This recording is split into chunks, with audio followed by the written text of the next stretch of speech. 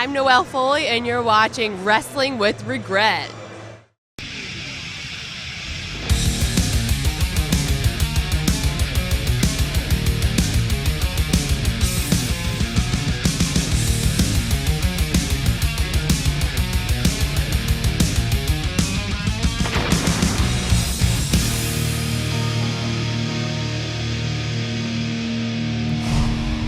You know, it's been said a lot before, but women's wrestling has really come a long way over the years. There was a time when the gals were on the same level as midgets in terms of respect, but little by little, bit by bit, ladies in professional wrestling are finally getting their due. No longer confined to being just the sideshow or the piss break match, women's wrestling today is stronger and more popular now on a global level than it's ever been before, and we can partly thank the women of Glow for making that possible.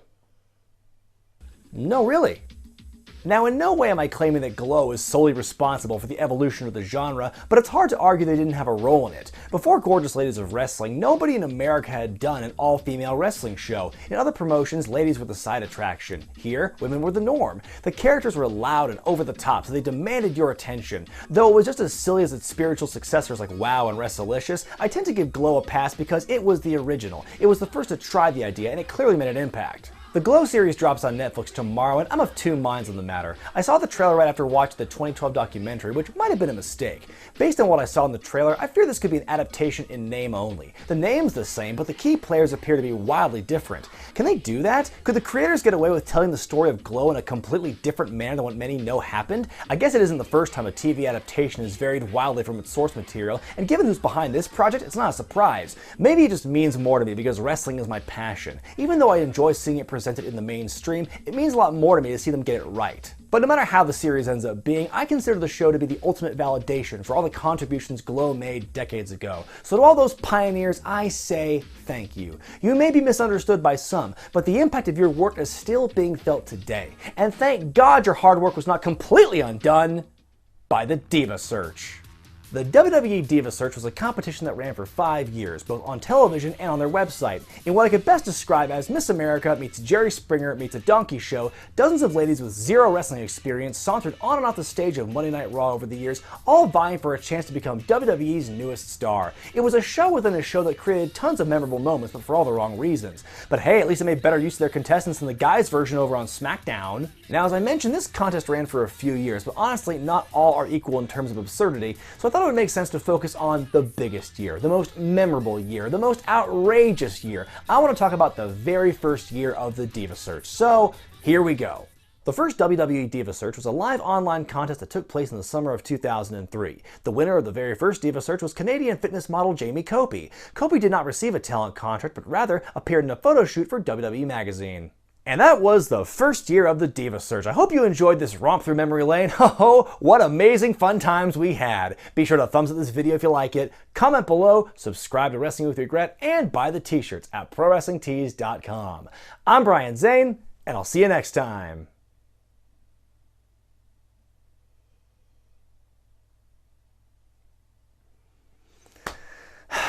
Yeah, I know. That's not the one you want. You want the first year that was on television, so... Bleh.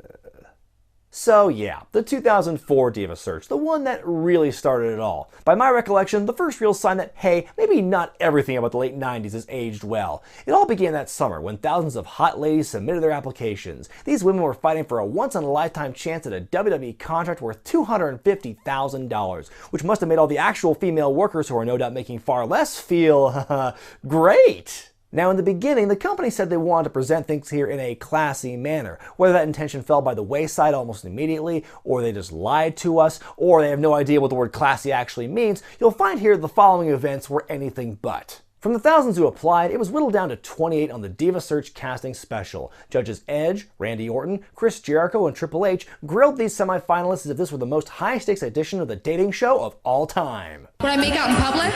With me, that's correct. With you? Randy, I'll make out with you right now.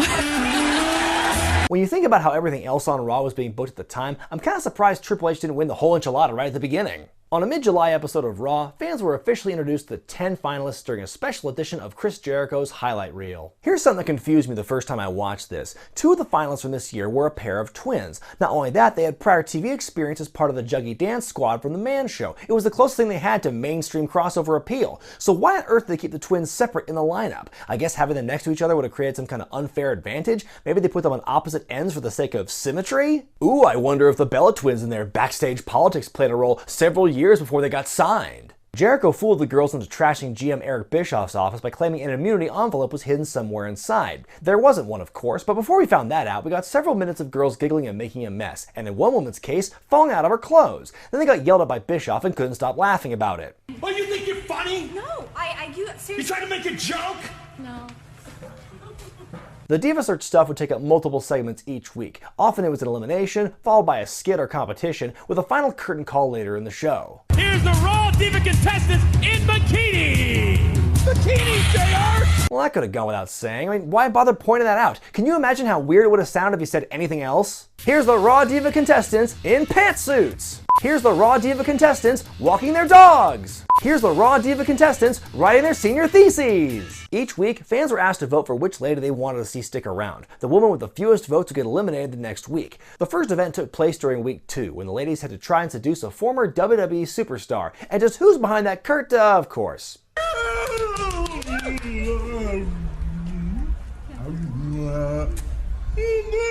Haha, it's more agonizing than I remember it being. Now, seeing this just once was bad enough, but we had to endure this crap 9 times in a row. Couldn't one of these women just given him a live chicken or a bowling ball or a recording contract and call it good? A couple of weeks later, the remaining Wanna Divas had to sell you ice cream. How is that supposed to be a challenge? This is taking place in August. Ice cream sells itself. I would buy ice cream from a rabid double amputee Ewok, but somehow these women made it seem like a really difficult task. This is my favorite ice cream. This looks so good. Did someone fail to tell Kamala she's trying to win a talent contest? You know, for people with talent? Are you looking for something sweet and spicy? Well, actually, not that spicy, but sugar and spice with everything nice. Yeah, that'd be a good save. Forget ice cream, homegirl needs some Ritalin. Classy. The following Sunday, all the women except for Carmella got a pay-per-view payday as they went up against 6 established WWE divas in a dodgeball match at SummerSlam. And they actually destroyed the workers, as Team Diva Search won the shoot dodgeball game after only 1 elimination. Talk about a huge blow to the wrestlers. These rookies are already stealing your airtime by slapping Kamala's belly and rubbing ice cream all over their breasts. Now they're beating you in a game of dodgeball on pay-per-view, and one of them's gonna make a shitload more money than some of you combined? I don't even have a punchline. That just sucks. The next night on Raw, the gals were asked to explain who they thought should be eliminated next, and every single one of them called out Carmella, except for Carmella. Apparently she had the worst attitude of the bunch and wasn't competing, quote, for the right reasons. She even no-showed the dodgeball match from SummerSlam, which I guess I can understand the heat. I mean, it's your one job. But Carmella dodged the bullet for another week, as Michelle McCool wound up getting the axe. Her consolation prize was to eventually marry The Undertaker, so I guess things worked out. On August 23rd in Anaheim, the finalists were out in the ring for yet another challenge, when suddenly... Everybody wants it! What?